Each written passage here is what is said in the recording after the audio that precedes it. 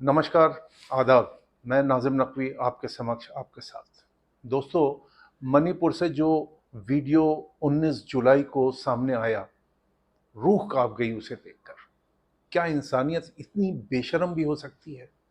ये कौन-सा भारत, कौन-सा इंडिया या कौन-सा हिंदुस्तान हम बना चुके हैं, जहाँ दरिंदगी का तांडव खुलेआम हो रहा है। बेबसी की ये कौन-सी मंज़िल है? ये कैसे राक्षस हैं जो आदमी के भेष में घूम रहे हैं? क्या इन्हें किसी माँ ने पैदा नहीं किया? क्या इनके इनके यहाँ बेटी का जन्म नहीं होता है? क्या इनकी कलाई पर कोई बहन राखी नहीं बांधती है?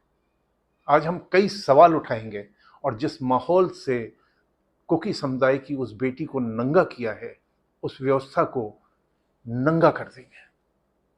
जैसा कि आपको मालूम है कि 4 मई को इम्फाल से महज 35 किलोमीटर दूर थौबल जिले के एक गांव में किस तरह एक लड़की को नंगा किया गया और किस तरह से उसके जिस्म को छेड़ा गया और बलात्कार किया गया। इसमें विक्टिम अकेली वो लड़की नहीं थी, बल्कि 5 लोग थे। लड़की का पिता, लड़की का भाई और 2 महिलाएं।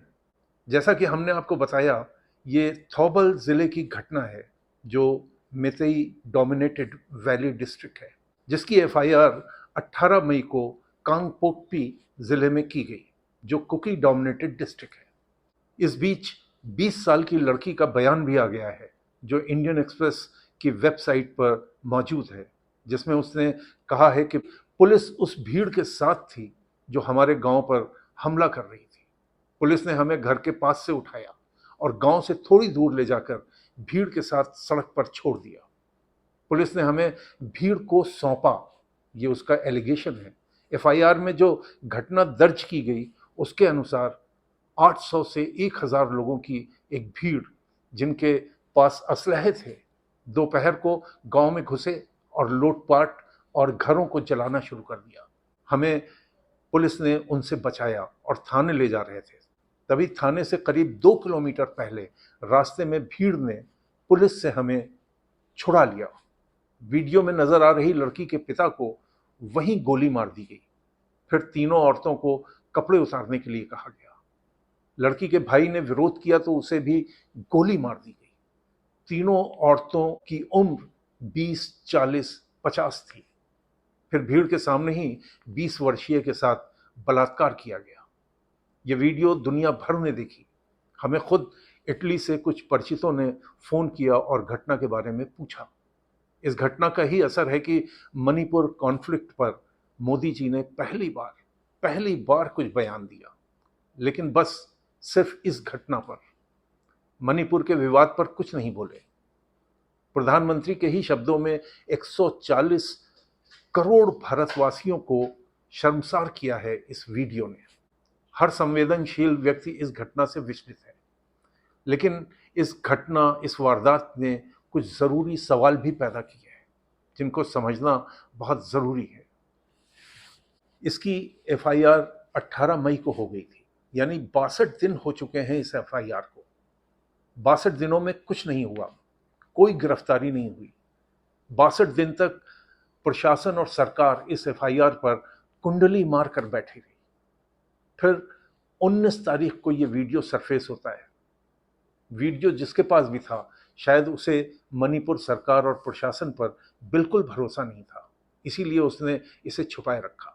उसने पार्लियामेंट के मानसून सत्र शुरू होने का इंतजार किया, क्योंकि यही वो समय था, या यही वो समय है जब पार्लियामेंट में मणिपुर का मुद्दा उठ सकता है।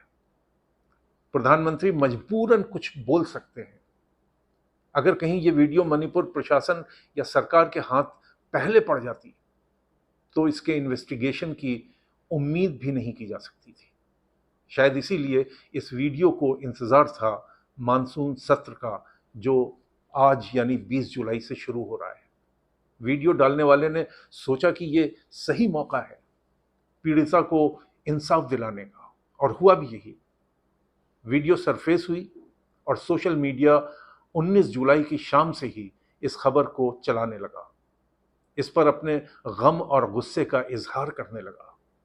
राहुल गांधी, अरविंद केजरीवाल, प्रियंका गांधी, इरोम शर्मिला उन लाखों लोगों में शामिल हैं जिन्होंने इस पर ट्वीट किए। और 20 जुलाई की सुबह प्रधानमंत्री ने भी इस पर बयान दिया और कहा कि अपराधियों को बख्शा नहीं जाएगा। हैरत तो इस बात पर है कि 20 जुलाई को ही मणिपुर के मुख्यमंत्री बीरेन्द्र सिंह भी ट्वीट करके इस दरिंदगी की आलोचना कर रहे हैं और कह रहे हैं कि इसमें पुलिस ने एक व्यक्ति को गिरफ्तार कर लिया है और ये कि वो इसमें शामिल लोगों को मृत्युदंड दिलवाने की भी सिफारिश करेंगे। पहली बात तो ये कि मुख्यमंत्री बीरेन उतना ही बता रहे हैं जितना मीडिया में आया है। दूसरी बात ये कि इम्फाल घाटी से महज 35 किलो दूर घटी घटना की जानकारी क्या वहां के मुख्यमंत्री को भी 19 जुलाई को ही हुई? अगर ये सच है तो सोचिए लॉ एंड ऑर्डर की जानकारी वहां के मुख्यमंत्री को कितनी है। और अगर ये सच नहीं है तो सोचिए कि मुख्यमंत्री अपने मैतेई समुदाय के लोगों को किस तरह बचा रहे हैं। यही इल्ज़ाम तो कुकी समुदाय के लोग भी लगा रहे हैं और कह रहे हैं कि उन्हें बीरेन सिंह पर भरोसा नहीं है, उन्हें हटाया जाए और प्रेसिडेंट रूल लगाकर कमान भारतीय सेना को दी जाए। आपको याद होगा कि पिछले दिनों राहुल गांधी के दौरे के समय बीरेन सिंह ने इस्तीफा देने का ड्रामा किया था, जिसमें मैतेई समुदाय की औरतें उनके घर पर जमा हो गई थीं और उन्होंने बीरेन्द्र सिंह का इस्तीफा लेकर फाड़ दिया था। 18 जुलाई की रात एक बार फिर वही महिलाएं, जिनमें कई विधवा भी शामिल थीं, बीरेन्द्र सिंह से मिलने की कोशिश करती रहीं, लेकिन इस बार उन्हें सीएम हाउस से 2 किलोमीटर पहले ही रोक लिया गया। इन महिलाओं की डिमांड है कि घाटी के 50 विधायक इस्तीफा दे दें। पिछली 16 या 17 जुलाई को एक 57 वर्षीय नागा महिला को भी गोली मार दी गई। इस कॉन्फ्लिक्ट में किसी नागा की ये पहली मौत है। मतलब वो दिन दूर नहीं कि जिन नागाओं ने अब तक अपने आप को इस विवाद से दूर रखा था, उन्हें भी मजबूर होना पड़े इस विरोध में। इस बीच मैतेई, पोंगल, मुस्लिम, गोरखा और नागा समुदाय शांति के लिए गुहार लगा रहे हैं, एक पीस कमेटी बना रहे हैं। मान्यता प्राप्त संस्था कुकी इनपी मणिपुर, जिसका शॉर्ट फॉर्म किम है, के प्रवक्ता थांग मिनलेन कहते हैं कि शुरुआत में हम बात करना चाहते थे और समझना चाहते थे कि क्या तरीके हो सकते हैं अलग अलग एडमिनिस्ट्रेशन के, क्योंकि ये बहुत साफ साफ दिखाई दे रहा था कि दोनों समुदाय साथ साथ नहीं रह सकते। लेकिन केंद्र सरकार अलग प्रशासन के सवाल पर कोई बातचीत करने को राजी नहीं थी। इसलिए 12 जुलाई को कुकी संस्था किम ने संविधान के अनुच्छेद 3 के तहत एक अलग राज्य की मांग कर डाली। उनके हिसाब से ये राइट टाइम है जब हम अलग राज्य की मांग करें और हम अब ऐसा कर रहे हैं। 13 जुलाई को मिजोरम में बीजेपी के वाइस प्रेसिडेंट वनराम चुआंग ने पद से इस्तीफा दे दिया।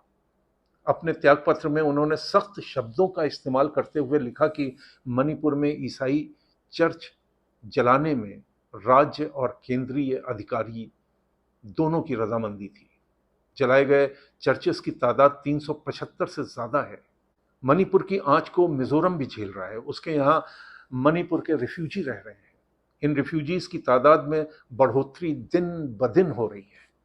आज मणिपुर में हालत ये है कि घाटी और पहाड़ी इलाका बिल्कुल बंट चुका है। घाटी में कोई भी कुकी नहीं बचा है और पहाड़ियों पर कोई भी मैतेई नहीं है। राज्य सरकार और केंद्र सरकार खामोश तमाशाई बनी हुई है। बीरेन्द्र सिंह किस बात के मुख्यमंत्री रह गए हैं और केंद्र सरकार किस चीज का इंतजार कर रही है? पड़ोसी राज्य मिजोरम चुनाव के मुहाने पर खड़ा है।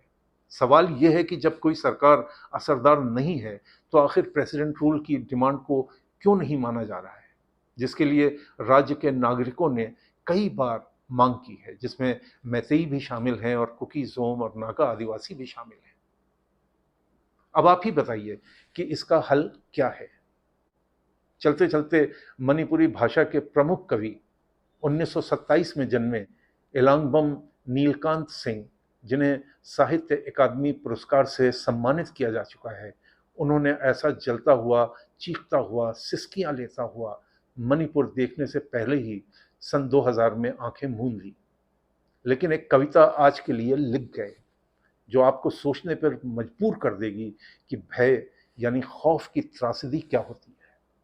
कविता कुछ यूं है कि मानो जो तीर्थ यात्री है प्रकाश का, अगर यूं ही अंधेरे की ओर चला आया तो क्या होगा, तो क्या होगा। कहीं मुक्ति सेना करने लगी निर्माण अपने लिए बंदी ग्रह का, तो क्या होगा, तो क्या होगा। अमृत की संतानों का जिनके जन्म को नहीं पा सका ब्रह्मा तक, हो गया यूं ही पशु प्रवृत्ति वाला जीवन, तो क्या होगा, तो क्या होगा। अमृत की संतानों का जिनके जन्म को नहीं पा सका ब्रह्मा तक, हो गया यूं ही पशु प्रवृत्ति वाला जीवन, तो क्या होगा, तो क्या होगा। बुद्धि के द्वारा निर्मित मानव की इमारतें ढह गईं संदेह के भूकंप से यूं ही, तो क्या होगा, तो क्या होगा। अगर हो कहीं मानव जीवन एक स्वप्न और स्वप्न ही हो जीवन, तो क्या होगा, तो क्या होगा। सोचिए क्या होगा। शायद वही होगा जो अभी हो रहा है मणिपुर में। वाद विवाद के इस दौर में संवाद बनाने की हमारी ये कोशिश, हमारा ये प्रयास आपको कैसा लग रहा है, कमेंट बॉक्स में हमें बताइएगा। अगर वीडियो अच्छा लगा हो तो लाइक कीजिएगा और सब्सक्राइब ज़रूर कीजिएगा, हौसला मिलता है। आदाब, नमस्कार।